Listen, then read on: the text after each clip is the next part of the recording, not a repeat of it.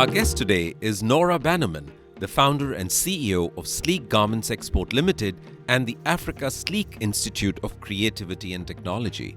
Starting a business with just one sewing machine, Nora has grown it into a powerhouse with over 300 machines and 1,000 workers at full capacity. In her talk, How I Beat China from a Small Factory in Africa, Nora shares her incredible journey of growth, resilience, and empowerment. Named one of the top 20 global female business leaders in emerging markets by the International Finance Corporation of the World Bank Group in 2019, Nora's story is a testament to her commitment to women's empowerment, principled leadership, and no-nonsense approach. Let's dive into Nora's inspiring journey and hear her insights on transforming the garment industry from a small factory in Africa.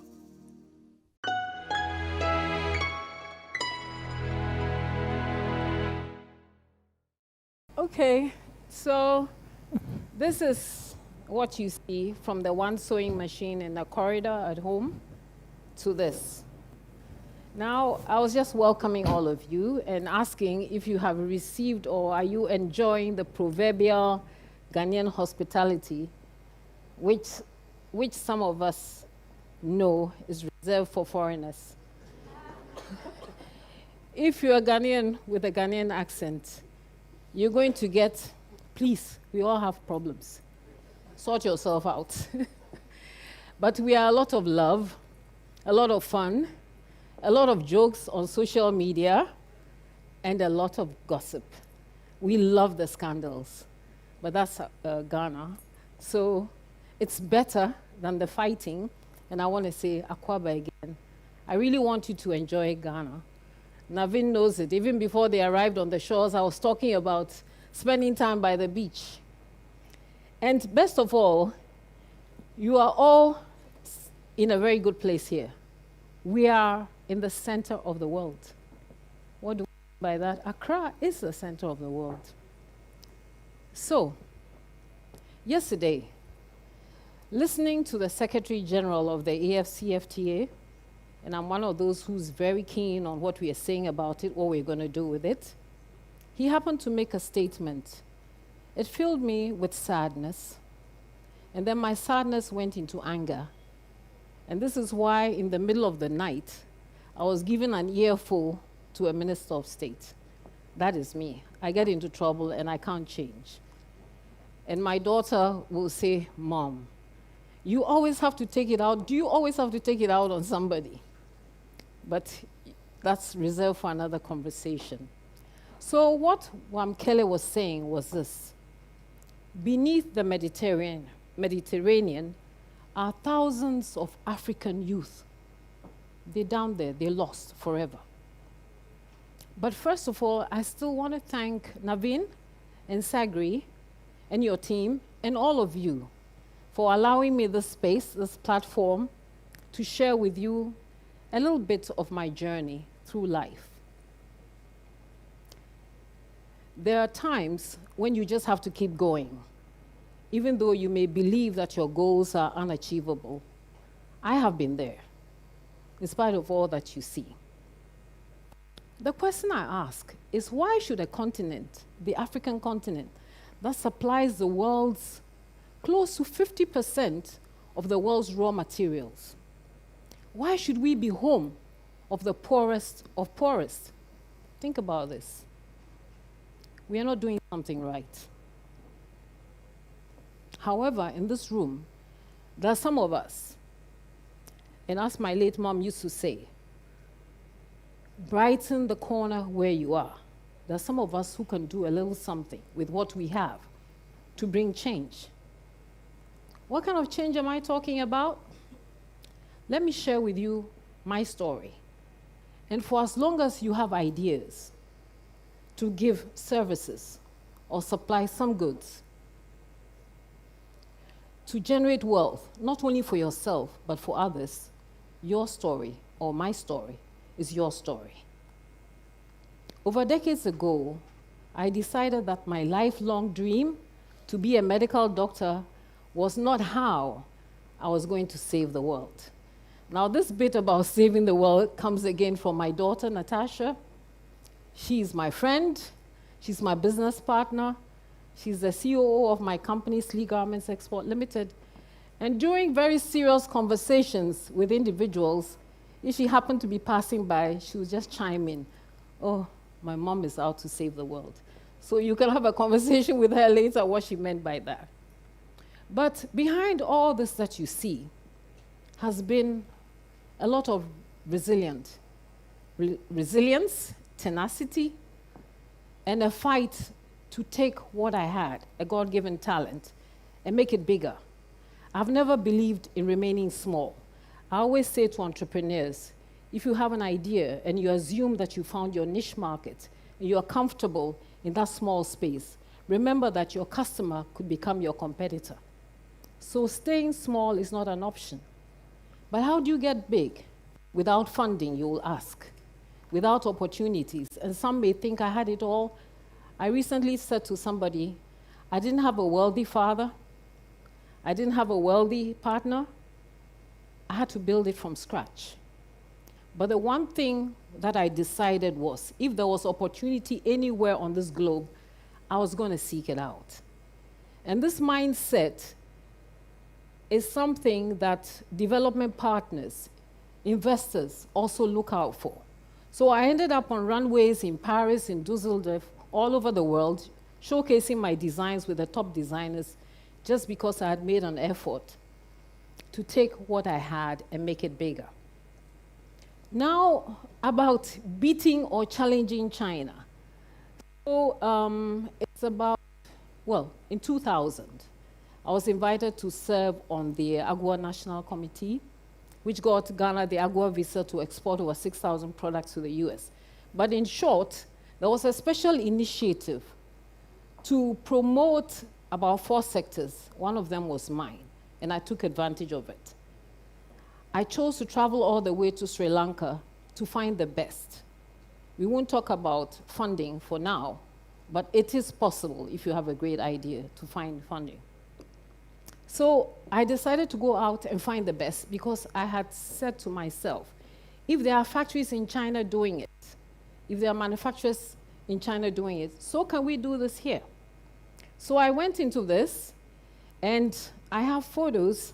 I hope I'm good at showing stuff. I probably need help. My son will love this. He's with a tech company, and he uses me as the example. Yeah. Oh. So I don't want to be distracted. So he always uses me as the individual who struggles with tech. I don't see anything. Oh, okay. Okay. So that's me. I'll dive into anything because somebody else is doing it. So that's me. Kayaking. It tells something about my life anyway. So the fact that there was Sri Lanka doing that well and other countries doing that well, I said, why not Ghana? So I went out there and looked for the best.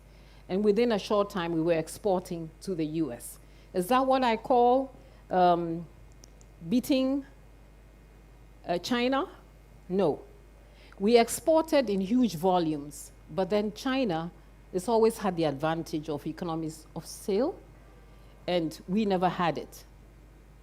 So even though if you read our profile on our website, it tells you all the great stories, the thousands of shirts that we've shipped from my factory that you saw, which are sold in Ross stores all over the US, the uniforms for Walgreens and CVS pharmacies, we were not making profit.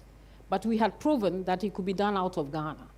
And for AFCFA, it tells us a story, that we don't always have to look out there for what we need. We can have it homegrown. We have great ideas, but we need that partnership with the public sector. So after shipping out there and not making profit and having proven myself, I said, hey, as a friend of mine from Hong Kong will say, a business person, he's not Father Christmas, neither was I, having to borrow to pay employees. So I thought to go back to this. This is what it was for me when I started. This here is Paris with my name there. That's Germany, and everywhere else. I thought this is where we gain the advantage over China. They produce in huge volumes, but they're not interested in the small. But the small has higher value. So whatever small business you have, you just need to educate yourself enough. And now we have technology. In my time, you had to travel out there and see. As we say here in Ghana, travel and see.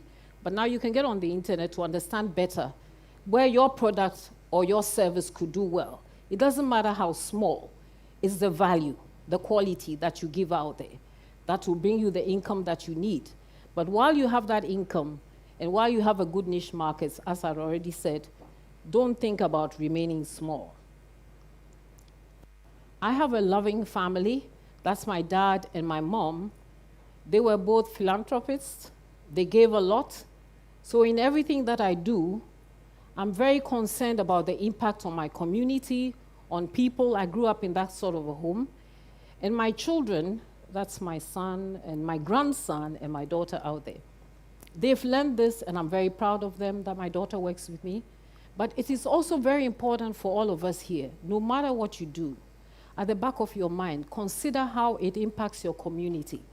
Because I said before, we live on a wealthy continent, Africa. We should be the wealthiest. When the news is out there about the poorest, it shouldn't be coming out of Africa. But we do it well if we can think about the others. And these are the success stories I was talking about. These are thousands and thousands of shirts being shipped out of my factory. So we can do it. But so what? The lesson I learned was, so what? You need to be generating good income. You need to be able to keep your workers happy. You need to take good care of them. It matters to me. If people start their day very early to be in my factory, it matters to me that we're able to take care of them. It matters to me that women entrepreneurs can find the support that they need. So here I am, an executive of AGI with women in AGI. All that matters to me. It also matters to me that women in Africa, this was in Japan, we attended the first ever Africa-Japanese Business Women Summit. It mattered to me that women in Africa, whatever we have, we can take it to the next level. But we need those in the public sector to appreciate that they have to work closely with us. Women tend to build businesses, and men, I'm not leaving you out. We tend to build businesses looking at the needs of our communities. That's when you have sustainable business. I was recently at the Boston Correctional Institute speaking to the inmates, the young ones, and I said to them, it doesn't matter what got you in there, it's what you do when you get out. And there are some of us who care, so we are here to refurbish, reorganize your tailoring shop, and beyond that, help you to find jobs. So that's my life story. It's about understanding that out there is a greater platform, a bigger platform. And now Africa, we have it under AFCFTA, and we all owe it to ourselves, to the continent, to our people, to take advantage of this. And taking advantage of this, it means getting together, association. You have to associate with like-minded individuals. There's an African saying, if you want to go fast, go alone. But if you want to go far, go together.